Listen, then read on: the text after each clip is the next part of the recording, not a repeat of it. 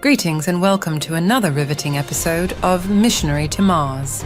Missionary to Mars is based on the book by Lucas Kitchen, published and produced by Free Grace International.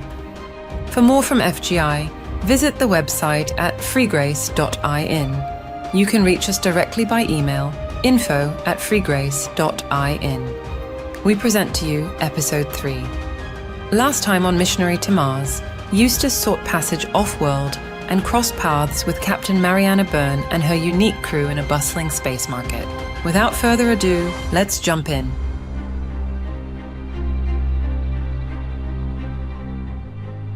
Chapter 3. Bargain. As Eustace stepped out of the shipwright's shop, a notification pinged in his Cortex display. An unknown caller was trying to contact him. He gulped hard, thinking of the events earlier that day. He gestured to decline the call. It went straight to VidMessage. He motioned to play the video as it was being recorded. The head of a skinny, sunken-eyed man appeared on Eustace's display. Eustace Wade Grimes. This is Chief Logistics General Manager Hexa, AI Assistant to the Admiral in the Office of Dissidence Management. I'm legally required to notify you that you are registered on GovCorp's Dangerous Dissident Database. A formal manhunt has been initiated. You will be terminated on capture. As a convenience, we will turn your remains over to reclamation at no extra cost. If you wish to save GovCorp subscribers the expense of hunting you down, you can turn yourself in at the nearest GovCorp facility. If you attempt to evade capture, your case officer will apprehend you at his earliest available opening. Admiral Koenig Strafe has been assigned to your case and will ensure your capture and termination if you choose not to turn yourself in. Your last known whereabouts are recorded as, let's see. There was a brief pause as Hexa's eyes darted to the data. Ah, there you are. Earth's best shipwright and parts. Houston City. Your assigned case officer is on his way. Hexa lowered his voice to a subdued monotone. On a personal note, I've worked for Admiral Strafe for years. He wants you to run. It isn't any fun if you turn yourself in. Hexa's voice returned to its normal drawl. Okay, that does it for us at the Office of Dissidence Management. Have yourself a wonderful day.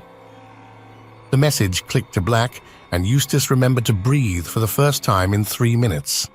Admiral Strafe? He knew of Strafe by reputation. Who didn't? Eustace gripped the handle of his duffel bag so hard his knuckles went white. He looked around.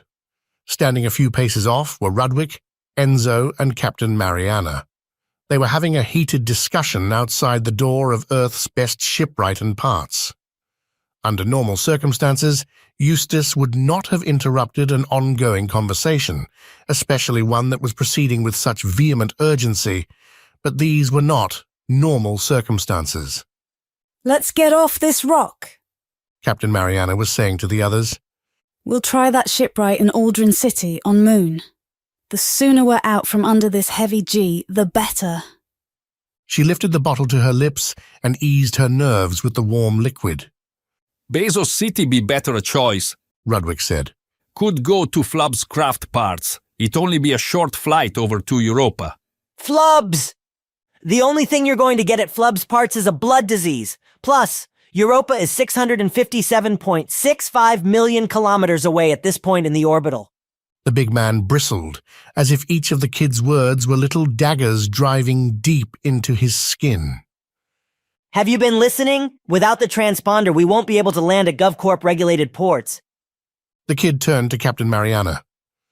But Cap, we can't make an appearance in Aldrin City either. We don't want a repeat of last time we were there. We wouldn't survive a second run-in with Mayor Skirg. Maybe no. Rudwick growled. What are you talking about, you brainless loaf? I'm relaying unassailable facts here. Maybe it be a truth, brat, but you need to learn the manners, and I be the one to teach them to you. He lifted his metallic fist in the air and looked as if he were going to strike. Hey there, Eustace said, ducking his hand and giving an awkward wave as he stepped forward. remember me from like 4 minutes ago? The conversation stopped and all eyes looked at him. They were not pleased to be interrupted. So, I'm going to cut to the chase. I need a ride. And from the sound of it, you guys need some help with a busted transponder. I see a kind of providence here. You see, I believe in... I Actually, I better save that part for another time.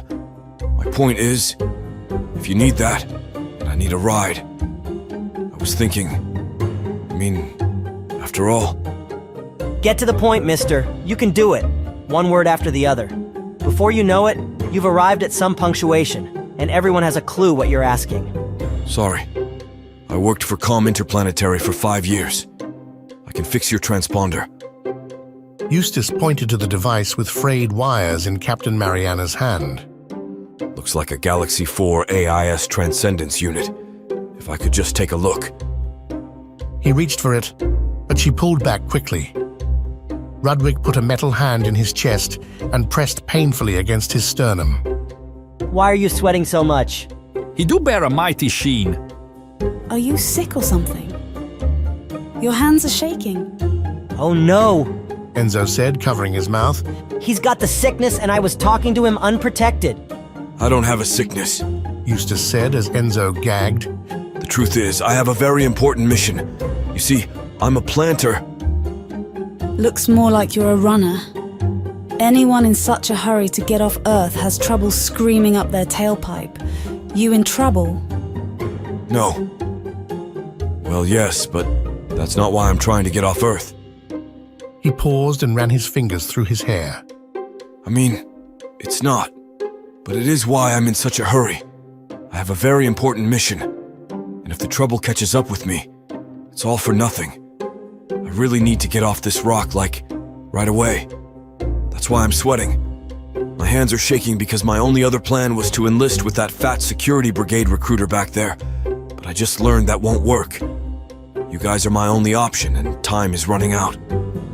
What kind of trouble be to your taste? I'd rather tell you about why my mission is so important. I need to get to Musk City, Mars. I plan to plant some very important ideas. Mariana put her hand in the air. Look, Guy. I'm sorry, but we have our own kind of trouble. We don't need to pile yours on top. Come on, boys. Rudwick followed her as she left. Eustace closed his eyes, dropped his duffel bag, and put his hands over his face. Do you want to stay here and cry about it, or do you want some help? Eustace opened his eyes and looked past the fingers that covered his face. The kid had stayed behind, letting the others go. You'll help me? Enzo didn't answer, but continued with his own line of thought. Sorry about the captain. She's all business, no heart. Or all heart, no business. I'm not sure which, really, because in this case, she's making the wrong decision. That's probably a no-business situation. Anyway, we need our transponder fixed, and we can't get a repair manual to do it. Ever since GovCorp blocked the right to fix charter, we've been falling apart without knowing how to tape the thing back together. So we're stuck. If you know how to do it, we should take the risk. Yes! Yes! Eustace leaped. I can do it. I really appreciate it. Do you have a wrist chip? No, we don't really use them on Earth because... Eustace paused when Enzo put one finger in the air. With his other hand, he gestured to open his comm app. Hey, Captain. Enzo said through his internal communicator. I'm going to hit the toy shop. I'll meet you guys back at the ship. Enzo smiled after a brief pause. Of course. I play with toys all the time. You didn't know? He gestured to end the call and returned his attention to Eustace. I don't play with toys. I'm 13, by the way. Okay. And since you're 29, that means you were only 16 when Mom had me. You are a single dad, widowed at 20, Grandma died, and you just got custody of me, which is why you know nothing about me. Got it? What? Repeat it. Eustace mumbled. You're my kid. Grandma died. And... what was the other thing? Sheesh. Normal person memory freaks me out. How do you people get by with a brain like a drain? Grandma died, and you got custody. You've got it, right? Yeah. I have it, but I'm not really comfortable lying. Come on. We don't want to miss the transport elevator. It'd be 12 hours before another comes, and judging by the layer of perspiration on your forehead, I'm guessing you won't make it that long.